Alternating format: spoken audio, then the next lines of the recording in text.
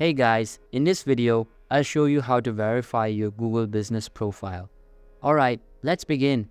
First, open any preferred browser on your personal computer and search for support.google.com. Make sure that your target Google account is logged in and you will be redirected to the web page.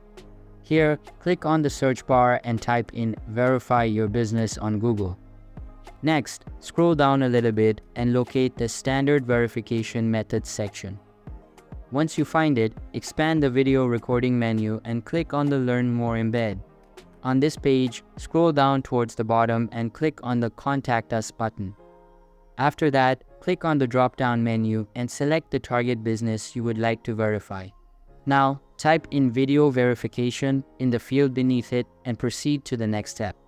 Click on the other button, select Next, and then click on Next again. Now, click on the Email feature. Select My Business Profile is not verified as the reason, and then click on the Check Verification Status button. Here, select the target business again and follow the on-screen instructions to complete the verification process. As my business is already verified, I won't be able to show you this step.